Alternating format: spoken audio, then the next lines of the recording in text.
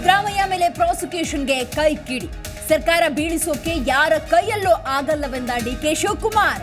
ಬಿಜೆಪಿಯೇ ಒಡೆದ ಮನೆಯಾಗಿದೆ ಅಂದ್ರು ಗುಂಡೂರಾವ್.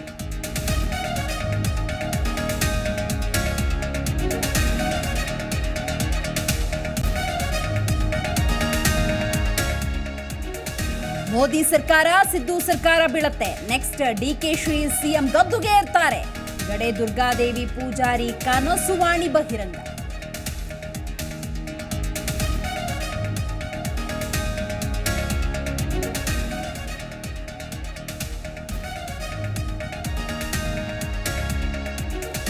ಗ್ರೀನ್ ಲೈನ್ನ 3 ನಿಲ್ದಾಣಗಳಲ್ಲಿ ಮೆಟ್ರೋ ಸಂಚಾರ ಬಂದ್.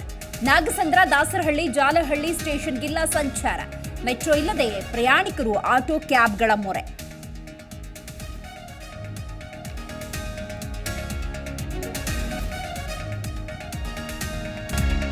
ವಿಶ್ವವಿಖ್ಯಾತ ಮೈಸೂರು ದಸರಾಗೆ ದಿನಗಣನೆ.